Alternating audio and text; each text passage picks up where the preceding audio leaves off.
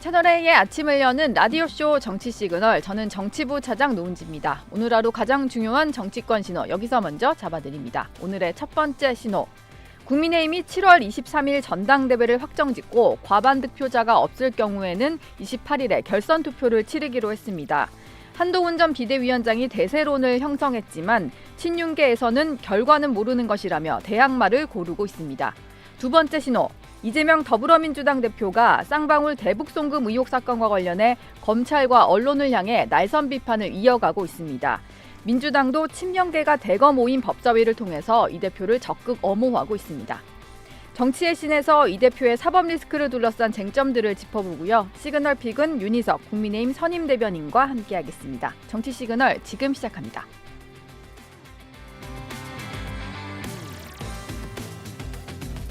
네, 신랄한 비판과 깔끔한 일침으로 정치권을 얼얼하게 만들 두 분을 모셨습니다. 서정욱 변호사, 김지호 더불어민주당 부대변인 나오셨습니다. 어서 오세요. 안녕하세요. 예. 이재명 대표 사법 리스크 얘기하기 전에 어제 선고가 나온 게 있어서 이 얘기부터 좀 해보겠습니다. 한동훈 전 국민의힘 비상대책위원장을 명예훼손한 혐의로 기소됐던 유시민 전 노무현 재단 이사장에게 벌금형이 확정이 됐는데 이게 지금 확정형이 나온 것도 저는 깜짝 놀랐는데 사건이 벌어진 게 2020년 7월이거든요. 이게 유시민 전 이사장이 한 전 위원장이 자신의 계좌를 사찰했다 이런 얘기를 했었는데 재판이 이렇게 오래 걸리는 겁니까? 그러니까 저도 이제 그 한마디로요. 예. 너무 늦고 너무 약하다. 너무 늦게 나오고 판결이. 예. 그런 판결이 형량이 너무 약해요. 벌금 500만 원형이죠? 예. 왜냐하면 이제 그 대법 이게 간단하고 유시민 이분이 사과까지 했잖아요. 예. 잘못했다고. 근데 그 4달씩 하면 되거든요. 근데 왜 이렇게 오래 걸리는지 네. 대부분 이게 재판이 이래요. 지체된 정의는 정의가 아니다. 너무나 이게 고전적인 명제인데 예. 이걸 좀 이제 조희대 대법원장이 이번에 신속 재판 강조했거든요. 네. 앞으로는 이제 좀 바뀌게 되고요. 그다음에 액수가 500이 뭡니까? 그때 이거 한동훈 반부패 강력부장이 엄청나게 남 뒷조사하고 엄청나게 명예가 훼손되는 거 아닙니까? 예. 그 잘못에 비하면 이게 500이 너무 약해요. 네. 이 정도면 이게 최하 징역형은 넣어야 된다.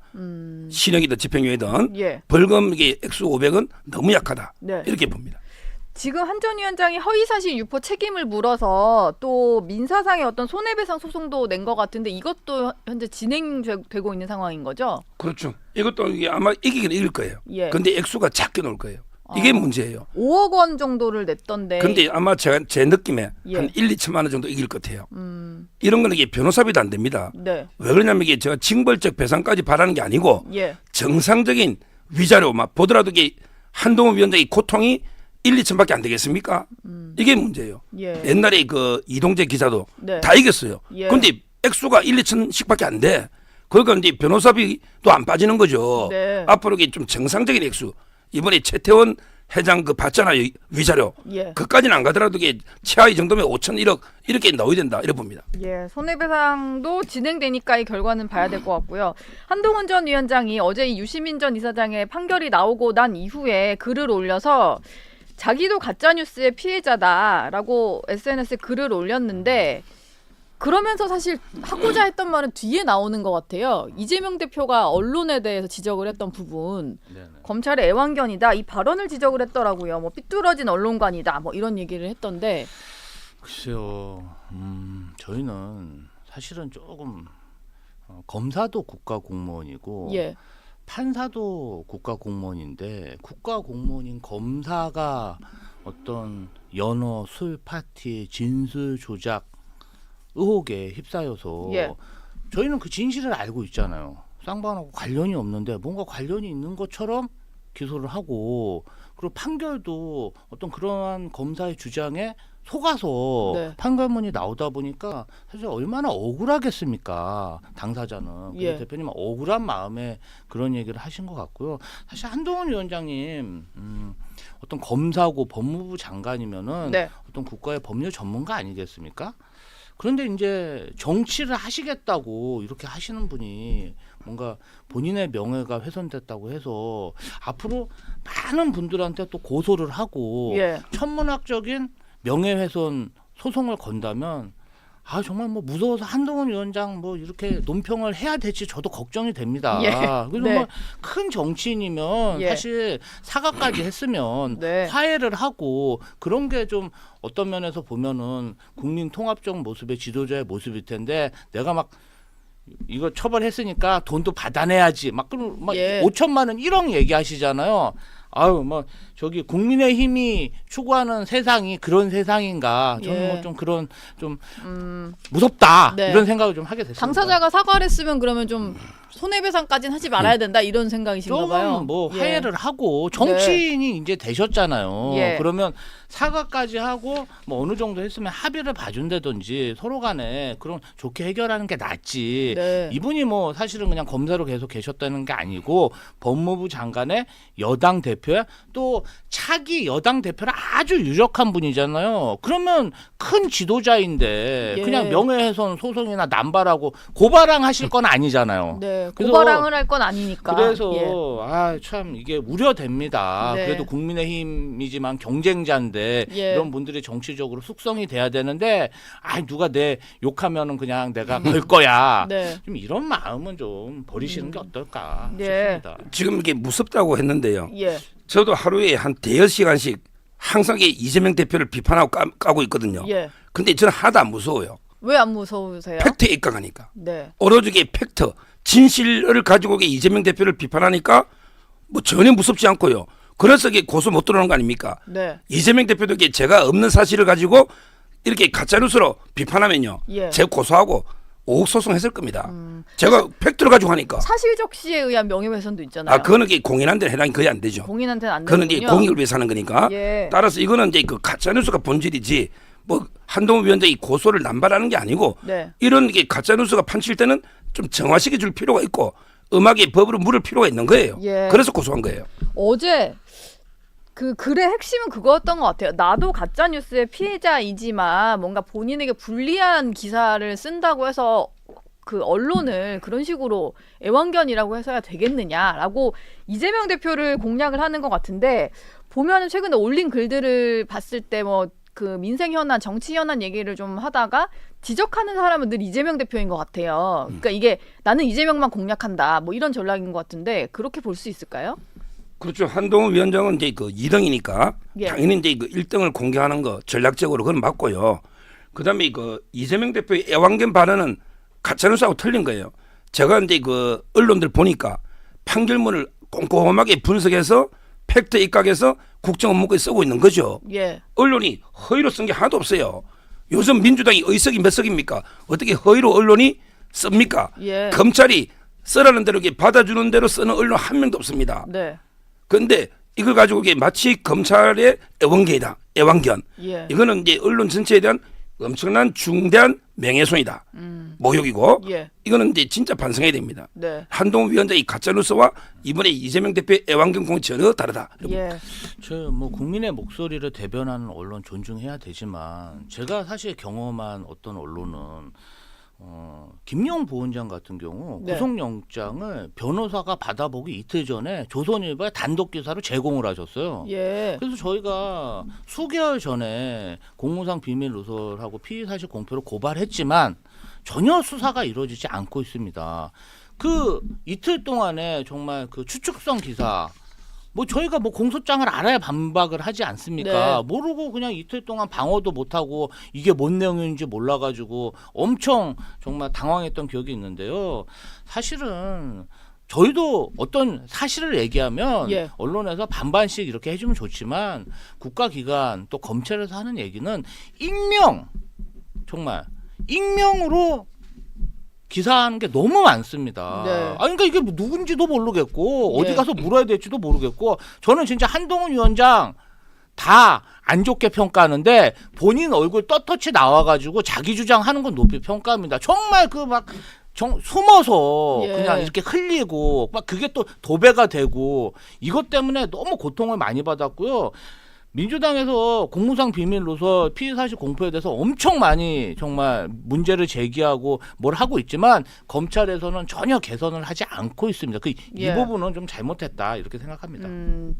근데 저도 이제 검찰 출입 기자 해봤는데 익명으로 쓸 수밖에 없는 게 수사 검사가 사실 평검사까지 뭐 이름이 낱낱이 기사화되는 건 좀 맞지 않는 것 같고 그리고 이게 되게 어렵게 취재를 해서 기사를 쓰는 거거든요. 근데 수사 상황을 취재를 하면 당연히 쓰는 게 맞는 것 같아가지고 이게 받아쓰기가 아니라 사실 엄청나게 다들 취재해서 쓰는 것 같은데 마치 요즘에는 뭐 그냥 불러주는 대로 그냥 쓰는 기자들처럼 이제 인식이 된 것 같아서 사실 기자들은 그런 표현은 좀 보면은 많이 이렇게 뭐 심정적으로 좀 그렇거든요. 그런 기자가 없을 것 같다는 생각이에요, 저는. 그러니까요. 예. 지금 이제 그 익명이라는 거는 취재원을 좀 보호해줄 그런 이제 의무가 있거든요. 예. 취재원 이름을 이게 다 밝혀버리면 안 되잖아요. 네. 그래서 이제 익명이 노는 거고 요즘 이게 저도 기자들요 많이 만나 보면 진짜 열심히 공부하고 노력합니다. 아마 이제 그 이화영 판결문이 한 300페이지 되잖아요. 예. 제가 91페이지가 돼서 예, 뭐 별지하고 너무 이제 길더라고요. 목차하고. 네. 근데 그거 아마 이제 저는 이재명 대표가 그걸 다 읽어봤을까 이런 생각이 들어요. 민주당 의원들도 마찬가지고 그냥 자기들은 이렇게 결론 내려놓고 비판하는 거죠. 읽어보긴 읽어보지 않았을까요? 끝까지 읽어본 예. 사람 저는 없다 보는 게 네. 제가 항상 하잖아요. 3명이 읽어봤을 거라고. 3명. 그 판결문은요. 첫째 그 신진우 부장판사, 예. 부장판사. 네. 그다음에 그 두 번째가 박상용 부부장 검사, 예. 검사는 해야 되거든요. 네. 그다음에 서민석 변호사. 솔직히 다른 변호사도 다 안 봤대요. 서민석 변호사가 원래 주 변호사입니다. 네. 그 외에는 이게 전부 다 전부 코끼리 약간 이게 발목 맞히듯이 네. 찔끔찔끔 이렇게 보고 떠드는 거지. 제대로 이게 분석한 사람 별로 없다. 네. 근데 언론은 다르더라고요. 언론은 이게 오보가 나면 안 되잖아요. 그렇죠. 제가 여러 이제 그 기자들 봤더니 판결문 갖다 놓고 예. 하나하나게 분석해서 기사를 쓰고 있는 거죠. 예. 누가 이게 요즘 검찰한테 던져주는 대로 받아 쓰는 사람 없어요. 예. 그 기자들이 받는 판결문은 또 다 A, B, C, D, E 막 이렇게 돼 있어요. 그 사람 이름도 저희가 막 이게 누구지 하면서 맞춰가지고 해야 되는 거거든요. 그리고 그러다 보니까 일단 민주당의 어떤 이 검찰이라든지 언론에 대한 공격에 대해서 뭐 언론단체도 성명이 나올 정도로 이거는 뭐 보수 진보 매체를 떠나서 좀 너무 나갔다 뭐 이런 생각이 드는 것 같은데 좀 내부적으로 이거에 좀 동조해가지고 이 대표를 엄호한답시고 좀 더 나간 얘기를 하는 분들이 있잖아요. 뭐 아니, 기레기다 뭐 이런 얘기까지 하시면서 뭐 저는 뭐 그런 말에 동의하지는 않습니다. 예. 그러나 언론 존중해야죠. 저희가 한동훈 의원처럼 기자한테 수억 원의 손해배상 청구를 한 적은 없잖아요. 그리고 뭐 언중이나 이런 데는 제소를 하지만 네. 직접적으로 이렇게 소송을 건 적은 없습니다. 정치인이니까 그것도 예. 비판받아야 되니까. 그런데 언론도 권력이 있고 어떤 책임이 있다 이 말씀을 하신 것 같대요. 네. 그런데 제가 아까도 말씀드렸잖아요. 구속영장을 변호사한테 복사하기도 저희가 법원에 복사를 받아야 되잖아요. 예. 근데 그 전에 어떻게 조선일보는 단독 기사를 씁니까? 그런 사례가 있으니까 예. 계속 빈번하게 있으니까 말씀드리는 거고요. 말씀하신 대로 어떤 검사가 쓴 공소장이나 수사 내용이 사실일 수도 있어요. 그런데 만약에 네. 진짜 재소자들이나 피의자를 불러놓고 검사실에서 예. 연어회 술 파티를 하고 그 다음에 증인들한테 오피스텔을 제공하고 변호사비를 대납했다면 그거 문제 아니겠습니까? 그러한 사실도 취재가 돼야 되고 어떤 방어가 돼야 된다. 네. 균형되게 좀 봐달라. 그런 말씀이었던 걸로 좀 생각합니다. 예. 양쪽의 주장이 다 있으니까 그건 네. 또 다 균형 있게 다루는 게 또 언론의 일인 것 같고요. 네, 네. 이재명 대표가 근데 어제 이런 얘기했어요. 뭐 어제는 언론 얘기는 아니었고 검찰을 향해서 대북 특사이자 대북 전문가였던 이화영 전 부시지사가 북한에 현금 줬을 때 이게 제재 대상이 되는 것도 모르고 줬겠냐. 이화영 부지사가 바보냐. 뭐 이런 얘기를 했거든요. 근데 이게 말이 나온 게 최고위 석상이었단 말이에요. 좀 공개적으로도 본인의 문제인데 최고위에서 말을 할 정도로 좀 지금 약간 격앙이 되어 있다 이런 느낌이 들더라고요. 그럼 제가 이제 이재명 대표한테 세 가지를 대묻고 싶어요. 예.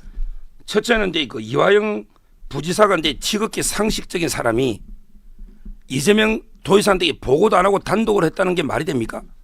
그렇잖아요. 예. 이화영 부지사가 그렇게 상식적이고 합리적이면 그럼 이게 단독으로 대북 모든 공문 보내고 다 했다? 이게 말이 되느냐고요. 예. 첫째. 네. 그다음에 두 번째 이화영 부지사가 이제 북한에 돈 보내면 처벌되는 거 안다 했잖아요. 그런 사람이 받았겠냐 했잖아요. 예. 그럼 이게 쌍방울에는 왜 돈을 받아요? 쌍방울에 받은 게 8년입니다. 징역. 네. 북한에 보낸 거는 1년 6개월밖에 안 돼요. 예. 그렇잖아요. 네. 그럼 이게 이재명 대표 이화영 부지사가 쌍방울에도 돈 안 받았다고 생각합니까? 쌍방울에 돈 받은 거는 분명하잖아요. 예. 판결문에 의하면 네. 모든 증거에서 아니 이화영 부지사 그렇게 상식적이고 처벌 알면 쌍방울에 뇌물을 왜 받았냐? 네. 이걸 두 번째로 묻고 싶고요. 마지막으로 이게 대북 특사 전문가? 아니 대북 특사 전문가하고 북한에 돈 주는 거하고 오히려 북한을 잘 아는 사람이 돈을 줍니다. 옛날에 대표적으로 박지원 의원이 있어요. 예. 이분이 김대중 때 그때 문화부 장관이었죠. 그때 우리 정몽헌 현대 아산 예. 그때 그 현금 4억 5천만 불 그다음에 현물 5천만 불 5억을 보냈잖아요. 그러면 이제 박지원 이분이 전문가입니까? 아니면 이제 뭐 이화영이 전문가입니까? 아니 대북 특사 전문가하고 돈 보낸 오히려 전문가들이 북한은 공짜가 없다. 북한에게 어떤 회담을 해도 네. 요구한다. 이걸 더 잘 알잖아요. 예. 그러니까 이제 기업을 이용해서 보낸 거 아닙니까? 이 세 가지로 반박하면 돼요. 예. 이 세 가지 질문을 주셨는데 네, 제가 좀- 하나하나 답변 드리면요. 예. 일단 이화영 부지사는 그 경기도 내에서 되게 고위 공직자입니다. 네. 1급인가 그럴 거예요. 그래서 본인이 전결할 수 있는 사항은 전결해서 결정하고 중요 사항은 보고 했겠죠.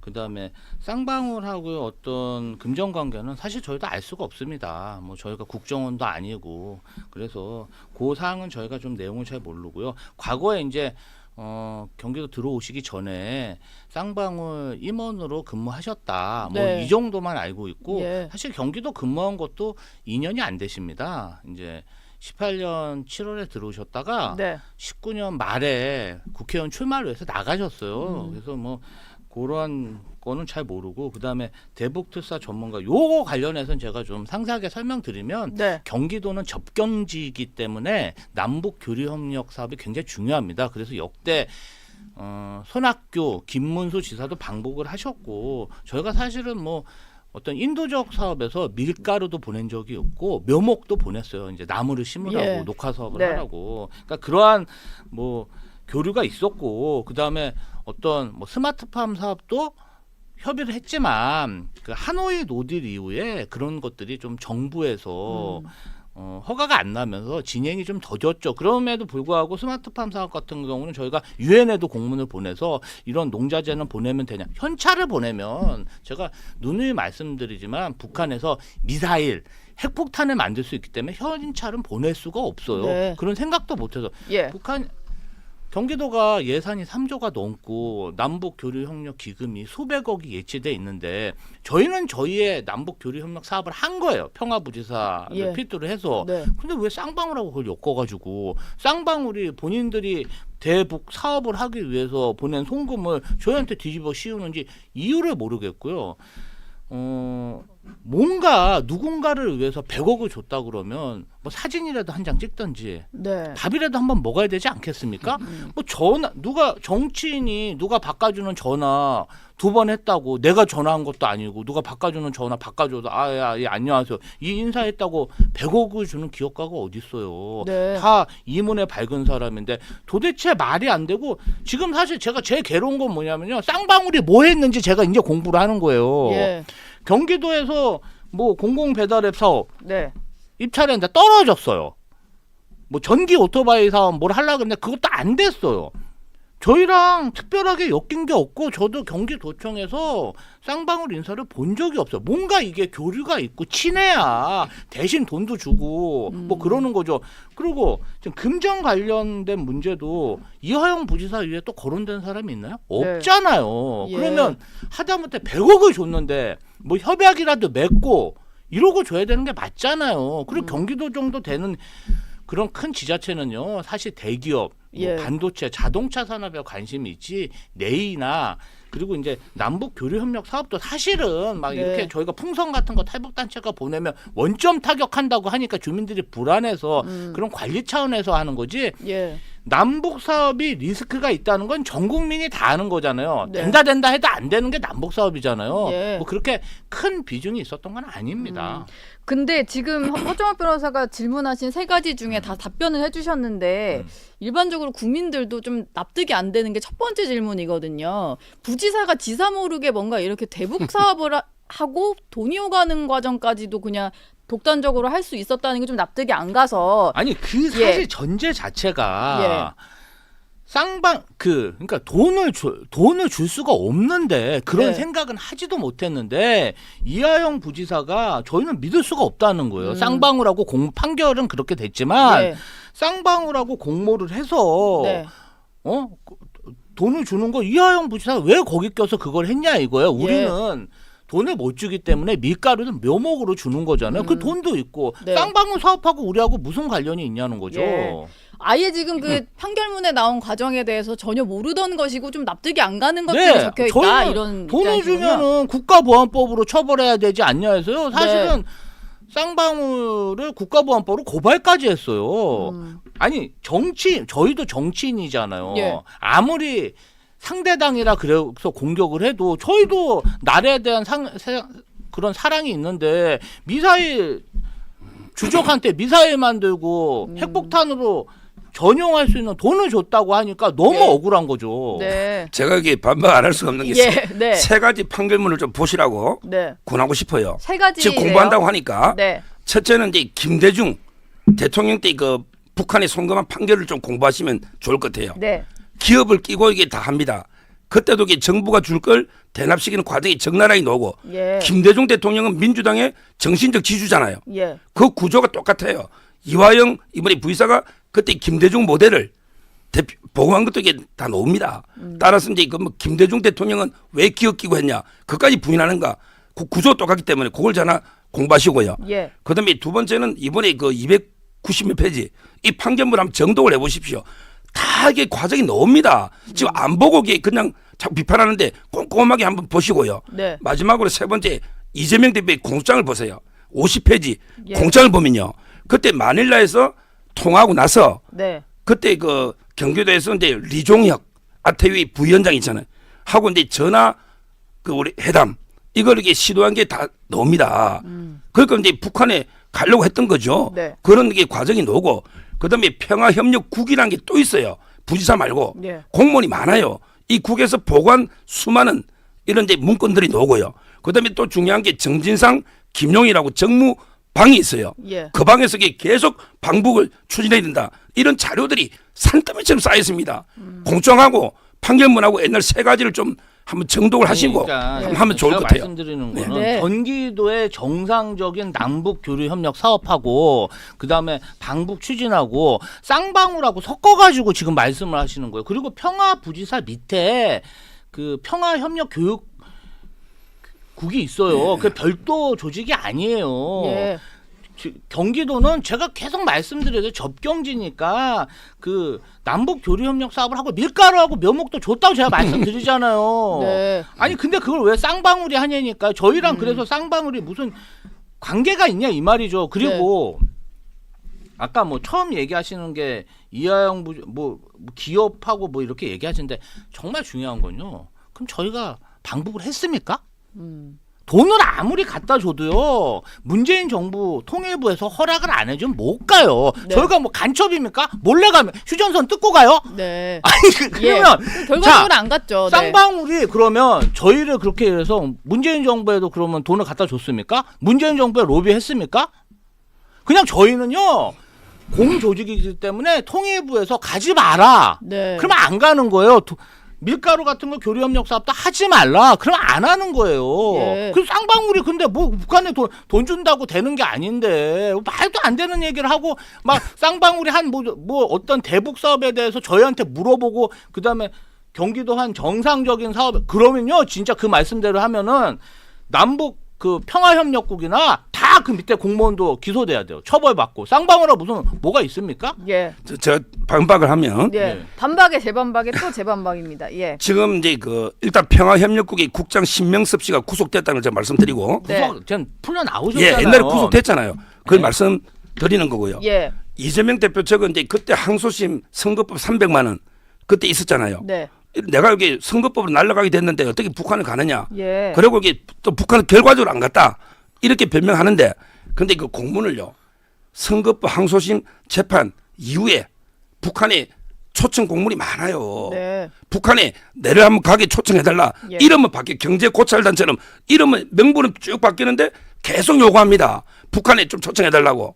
근데 결과적으로 안 됐다 해서 계속 공문을 보내는 건 사실이거든요. 시도는 있었다. 시도가 4번이나 공문이 있고요. 네. 거기에 직인이 찍혀 있는데 자꾸 운전면허증 직인처럼 몰랐다고 하거든요. 예. 근데 아니 북한에 초청장 보내는 엄청난 일을 그 평화협력국 직원들도 많고 부지사가 예. 이걸 어떻게 보고도 안 하고 북한에 일방적으로 공문을 보냅니까? 보도블록 하나 바꾸는 것도 결제 안 하면 안 된다. 네. 이게 이재명 대표잖아요. 예. 제가 보기에 알았으면 공범이고 몰랐으면 바본데 네. 옛날에 뭐 조국 대표 그런 말 했잖아요. 이재명 대표는요. 제가 알기로 바보는 아닙니다. 이재명 대표가 왜 오늘까지 성공했겠냐고. 그건 특유의 기억력이 좋고 예. 부진한 거예요. 예. 근데 갑자기 김문기만 모른대. 그 기억력 좋은 사람이 김문기만. 그다음에 그 부진한 사람이 북한에만 바보가 돼가 아무것도나 몰라. 네. 내 몰래 밑에서 다 했다. 이게 뭡니까? 아니 그러면 일이다. 뭐 손학규 김문수 지사 방북한 것도 그러면 그것도 잘못입니까? 경기도지사는요 적경질에서 그런 걸 추진해야 되고요. 뭔가 초청을 하고 저쪽에서 화답이 있고 그런 결과물이 나와야 도지사한테 보고를 하는 거지. 그 부분은 뭐냐면 직인이 찍힌 거야. 전결로 해서 네. 공문을 보냈는데 그러면 직인이 찍힌다고 도지사한테 보고하는 건 아니잖아요. 전결의 최종권자가 평화부지사고 뭐 예. 그런 걸 가지고 그냥 뭐 그거 증거라고 쌍방울 아니 경기도가 정상적으로 추진한 남북 교류 협력 사업과 그런 교류 활동하고 쌍방울하고 엮어갖고 얘기하니까 그 부분에 대해서 말씀드리는 겁니다. 자꾸 섞어갖고 얘기를 하시는 예. 거예요. 어쨌든 경기도는 대북 사업을 추진을 했고 방북 관련해서도 추진을 했었다. 그리고 그게 공소장에 담겨 있는데 지금 민주당 입장에서는 이 혐의 쌍방울과 전혀 무관한 거가 다 섞여 들어갔다. 뭐 이런 얘기인 것 같아요. 여기서 정리를 하고 예, 좀 넘어가 볼게요. 당원당규 개정안 얘기를 좀 해보겠습니다. 민주당이 대통령 선거에 나서는 당대표는 원래 선거 1년 전에는 대표직을 관둬야 되는데 그렇게 되면은 이제 내후년 3월에 관둬야 되잖아요. 근데 그걸 관두지 않아도 되는 규정을 만들었어요. 이게 이재명 대표 대권을 좀 염두에 두고 만들었다 이런 얘기가 나왔는데 찬성률이 84.23%가 나왔더라고요. 이거 어떻게 보셨습니까? 한마디로 하면요. 예. 이재명 대표가 이제 그 반대했다고 돼 있잖아요. 그렇잖아요. 네. 근데 그 한마디로 하면 이게 내가 반대한다고 했더니 진짜 반대하는 줄 알더라. 예. 이겁니다. 아. 그러면 이게 이재명 대표가 이 당은 못 바꾸게 그렇게 했는데 밑에 사람들이 쿠데타한 겁니까? 개딸들이? 예. 그거 아니잖아요. 본인에게 마치 그냥 안 바꿨으면 네. 이렇게 그 하고 예. 자기는 이제 좋은 역할을 하는 거죠. 그다음에 밑에 사람들 동원해서 뭐 장경태나 예. 또는 이제 정청래 동원해서 그 바꾼 거 아닙니까? 이 최대 수혜자가 이재명 대표 아닙니까? 네. 우리가 헌법을 바꿔도 헌법이잖아 이게. 예. 당의 대통령한테 적용 안 되잖아요. 네. 그럼 이걸 바꾸더라도 이게 이재명 대표한테 적용하면 안 되는 거예요. 본인이 1호 수혜자단 말이에요. 네. 이 당헌 개정에. 예. 이런 식으로 해서는 안 되고 우리 야당 역사상 이런 적이 없어요. 김대중 대통령이 한번 연임은 그때는 대통령이 총재 겸직할 때예요. 네. 그 이후에 없어요. 예. 아니 이재명 대표가 뭐 야당에서 얼마나 특출한 대단한 게 민주화 운동을 하고 대단한 존재라고 예. 이렇게 연임을 한 번도 안 한 이런 연임을 하는지 저는 납득이 안 돼요. 이게 지금 이재명 대표 때문에 바꾼 거다라는 얘기가 이제 민주당은 뭐 그거에 대해서는 공식적으로 그거 그러니까 아니라고 하는 것 같아요. 사실은 네. 여든 야든 당대표 임기가 2년인데 선출이 되고 4, 5개월 만에 바뀌는 경우가 너무 많아요. 네. 사실은 뭐 여러 가지 풍파도 있지만 그런데 이렇게 일을 잘해서 총선에 대승하고 당내 개혁도 성공해가지고 예. 연임까지 하라는 일이 처음이니까 네. 헌정사상 처음이다 보니까 저희도 사실 가지 않은 길을 가서 참 뭐 예. 이렇게 그렇습니다. 그래서 뭐 그 칭찬으로 알겠습니다. 네. 예, 그런데 뭐 이재명 대표가 개인적으로는 이런 어떤 표적 수사 그다음에 대선 경선 이후에 좀 어떻게 보면 혹사를 당하셨죠. 거기다 막 테러 암살 시도에 네. 그리고 뭐 이렇게 막 단식까지 하는데 막 검찰에서 추포하듯이 그냥 막 소환하고 구속영장 치고 막 드라마틱하지 않았습니까? 그래서 예. 조금 쉬셔야 되지 않을까 그런 생각도 했는데 이 민주당원들은 그냥 저희가 한 250만 명 정도 되는데 그냥 이기는 민주당 예. 이기는 민주당을 위해서 누가 제일 좋은 카드냐 필승 카드는 이재명이다. 네. 한 번 더 쓰고 싶다. 이런 생각이 많은 거고요. 네. 사실은 이번 총선에서 대패한 예. 한동훈 전 위원장도 지금 나온다고 하니까 여당 당대표의 어떤 대세지 않습니까? 예. 저렇게 대패한 사람까지 총선에서 앞으로 지방선거에 쓰겠다는데 대승하고 공천 혁신에 어떤 성공한 당대표를 더 쓰겠다는 당원들 마음을 저희가 이해는 못하는 바는 아닌데 예. 뭐 이게 뭐 법으로 저희가 금지된 게 아니고 그 뭐 3개월 전에 출마 요 부분은 사실은 네. 어떤 당원들의 요구 지방선거도 조금 한번 지도를 해줬으면 좋겠다, 이끌어줬으면 좋겠다, 그런 바람이고요. 사실 이번에 중앙위원 선거에서 80% 넘게 찬성했다는 거 저도 좀 깜짝 놀랐는데 이분들이 네. 다 보면은 지역위원장, 지방정부 수장, 국회의원들이에요. 그런 분들이 또 이제는 이재명 대표를 인정하고 있다. 예. 당 그런 뭐 똘똘 뭉쳤네요. 큰 그죠? 이재명 대표 그런 불만이 중심으로. 없다. 예. 그러니까 자꾸 개딸이라 폄하하지 마시고 예. 그냥 국민의힘 전당대회나 신경 쓰시라. 네. 뭐 저는 요새 한동훈 위원장이 뭐 내가 뭐 대통령을 잘 아는 사람 이런 표현 솔직히 네. 좀 오만방자하다고 생각합니다. 거기다가 예. 최고위원까지 말이야 무더기로 4-5명 자기가 그냥 러닝메이트 하겠다? 이거 굉장히 오만한 생각입니다. 예. 좀 대세인 건 인정하는데 겸손하게 선거운동 했으면 좋겠습니다. 여기에 대해서 서정욱 변호사 말씀하실 거 있나요? 예. 너무 오만하다라고 하는데 한동훈 지금 이제 위원장. 그 이번 총선에요. 예. 윤석열 대통령에 대한 중간 평가했잖아요. 네. 한동훈 위원장이 잠깐 등판해서 한 100일 남짓. 근데 모든 총선 패배 책임을 예. 한 위원장한테 떠넘길 수는 없잖아요. 예. 따라서 이게 총선 패배한 사람이 왜 노냐? 이거 안 맞다는 거 말씀드리고 네. 지금 뭐 이재명 대표가 뭐기에 엄청나게 압승이 이끈 것 같은데 그 이유를 보시라고. 제가 방송이니까 여론조사는 수치는 언급 안 하는데 네. 그 이후에 민주당 지지율이 국민의힘보다 지는 것도 제가 꽤 봤고요. 예. 그다음에 이재명 대표 지지율이 한동훈 위원장 별 차이 나는 20%대도 예. 많이 봤습니다. 예. 이 여론조사 그렇게 반성적인 많이 하시는데. 그 이유 그러니까 네. 여론 그런 게 있다는 걸 한번 찾아보시라 이 말이죠. 네. 그런 게 총선 그 이후에 이후에 얼마나 봐라. 네. 민심이 민주당을 떠났는지 네. 이재명 대표를 떠났는지 예. 그걸 찾아보라 이거지. 한번 예. 찾아보세요 그냥. 알겠습니다. 네. 오늘도 정치의 신 두 분과 함께했습니다. 오늘 고맙습니다. 감사합니다. 네, 라디오쇼 노은지의 정치 시그널 오늘 송신은 여기까지입니다. 유튜브 채널 들어가셔서 채널A 뉴스 꼭 구독해 주시고요. 저는 내일 아침 8시에 다시 오겠습니다.